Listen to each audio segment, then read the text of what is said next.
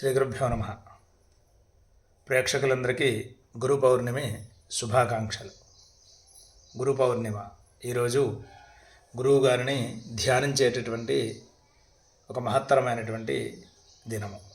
వ్యాస పౌర్ణిమ, గురు పౌర్ణిమ అని చెప్పని పిలుచుకుంటూ ఉంటాం. సాక్షాత్ విష్ణు భగవానుడే వైశంపాయనుడిగా అవతరించి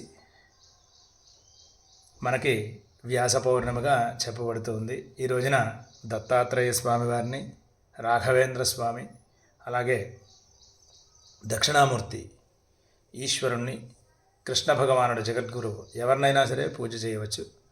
ప్రతి ఒక్కరూ కూడా ఈ దత్తాత్రేయుడు అలాగే మిగతా గురువులందరి యొక్క ఆశీర్వచనములు పొందాలని చెప్పని కోరుకుంటూ, ముఖ్యంగా యువతందరికీ తెలియజేసేది ఈరోజు గురు పౌర్ణిమ.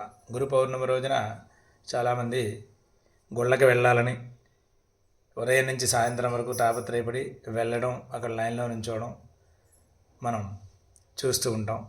ఆలయానికి వెళ్ళవచ్చు, ఆలయంలో పూజా కార్యక్రమం చేసుకోవచ్చు. కొంతమంది సాయిబాబా గుడికి వెళ్తూ ఉన్నారు. సంతోషం, ఎవరు ఎలా వెళ్ళినప్పటికీ కూడా. ముఖ్యంగా మనందరికీ కూడా జగద్గురువులు అయినటువంటి ఆదిశంకరాచార్యులు, అలాగే రామానుజాచార్యులు, అలాగే దక్షిణామూర్తి, దత్తాత్రేయులు, రాఘవేంద్ర స్వామి, ఇలా గురువులు ఎవరైతే ఉన్నారో వీరందరితో పాటుగా మనకి ముఖ్యంగా మన జీవితంలో మనకి జన్మనిచ్చిన తర్వాత మన తల్లిదండ్రులు మొదటి గురువులు అవుతారు. తండ్రే మొదటి గురువు. వేలు పట్టుకుని నీకు జీవితాన్ని చూపించినటువంటి వాడు, నీకు లోకాన్ని చూపించినటువంటి వాడు తండ్రే. కనుక ముఖ్యంగా అవకాశం ఉన్న కాటికి అందరూ కూడా తల్లిదండ్రులకి నమస్కారం చేసుకోవడం. మీరు ఏదైనా బయట విదేశాల్లో ఉండొచ్చు, వేరే ఊరుల్లో ఉండొచ్చు, ఉద్యోగరీత్యా ఎక్కడైనా ఉండొచ్చు, కానీ ఈ రోజున చక్కగా మీ తండ్రి తల్లిదండ్రుల ఆశీర్వచనాన్ని కనుక తీసుకున్నట్లయితే అక్కడి నుంచే వారికి నమస్కారాలు తెలియజేయడం కానీ, లేదా ఇంటి దగ్గర ఉన్నట్లయితే చక్కగా వారికి ఏదైనా తీసుకొచ్చి ఇవ్వడమో, లేదా వారి యొక్క ఆశీర్వచనములు పొంది వారి చేత అక్షతలు వేయించుకోవడమో చేసినట్లయితే చక్కగా గురువుల యొక్క ఆశీర్వచనములు లభిస్తాయని, పనుల ఆటంకాలు లేకుండా ముందుకు వెళ్తాయని చెప్పడానికి నేను ప్రయత్నం చేస్తూ ఉన్నాను. ఈ లోకంలో తండ్రే మొదటి గురువు, ఆత్మగురువని, మొదటి గురువని, దైవ గురువని చెప్పడం మనం కొన్ని సందర్భాల్లో చూస్తూ ఉంటాం. కనుక ప్రతి ఒక్కరూ కూడా మీరు ఇంటి దగ్గర ఎలా ఉన్నా సరే, రైతులైనా, వ్యాపారస్తులైనా, పురోహితులైనా, ఎవరైనప్పటికీ కూడా తల్లిదండ్రులకి చక్కగా నమస్కారం చేసుకోండి. తల్లిదండ్రులు ఇద్దరు ఉన్నట్లయితే ఇద్దరికీ నమస్కారం చేయండి, ఒకరే ఉన్నట్లయితే ఒకరికి నమస్కారం చేయండి.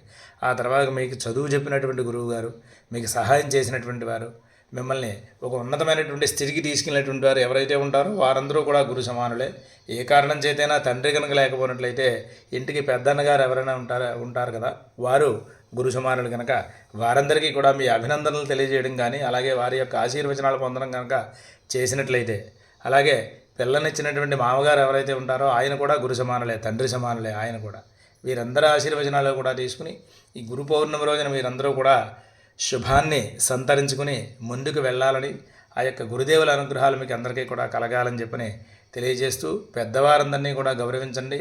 ముఖ్యంగా తల్లిదండ్రులు, అత్తమామలు, అన్నగారుల యొక్క ఆశీర్వచనాలు తీసుకుని యువత అంతా కూడా ముందుకు వెళ్ళాలని చెప్పని కోరుకుంటూ, మరొకసారి అందరికీ కూడా గురు పౌర్ణమి శుభాకాంక్షలు.